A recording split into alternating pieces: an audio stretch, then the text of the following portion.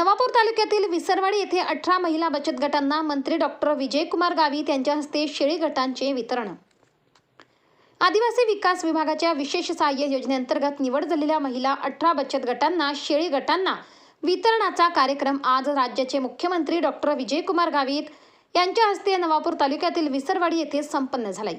या कार्यक्रमास नवापूरचे माजी आमदार शरददादा गावित, जिल्हा परिषद सदस्य सुनील गावित, माजी सभापती विनायक गावित, संदीप अग्रवाल, सहाय्यक प्रकल्प अधिकारी संजय काकडे, प्रकाश वसावे, शिक्षण विकास अधिकारी ज्ञानेश्वर माळी, विजय सोनवणे यांच्यासह बचत गटांचे प्रतिनिधी व नागरिक मोठ्या संख्येने उपस्थित होते। आदिवासी समुदायातील लोक हे प्रामुख्याने दुर्गम भागात राहत असल्याने त्यांच्याकडे जमीन उंच सखल, डोंगराळ, हलक्या प्रतीची, खडकाळ स्वरूपाची असते। त्या जमिनीत येणारे उत्पन्नाचे प्रमाण कमी असते। योग्य प्रमाणात पाऊस न झाल्याने त्यांच्या उत्पन्नावर मोठा परिणाम होतो। परिणामी त्यांना रोजगाराच्या शोधात कुटुंबासह स्थलांतर करावे लागते। बचत गटात शेळी गट वितरण योजनेअंतर्गत शेतीस पूरक व्यवसाय म्हणून पशुपालन व्यवसायासाठी 10 शेळ्या व 1 बोकड पुरविल्यास शेतकऱ्यांच्या कुटुंबांना आर्थिक फायदा होईल व त्यांचे होणारे स्थलांतराचे प्रमाण काही अंशी कमी होऊन त्यांचे जीवनमान उंचावेल।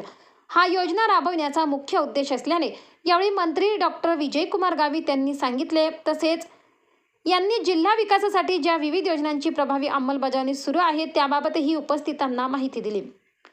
यावेळी माजी आमदार शरददादा गावित यांनीही मनोगत व्यक्त केले। विशेष केंद्रीय सहाय्यक योजनेअंतर्गत महिला बचत गटांना शेळी पुरवठा करण्याची योजना मंजूर करण्यात आली होती। योजनेच्या मार्गदर्शन सूचनेनुसार प्रति महिला बचत गट 1,03,545 प्रमाणे मंजूर आहेत। नंदुरबार प्रकल्पासाठी कार्यालयासाठी 129चा लक्ष्यांक निश्चित करून देण्यात आला आहे।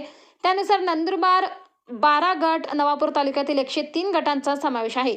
यावेळी गावकरी, युवक तसेच शरददादा यांना मानणारे युवा कार्यकर्ते मोठ्या संख्येने उपस्थित होते।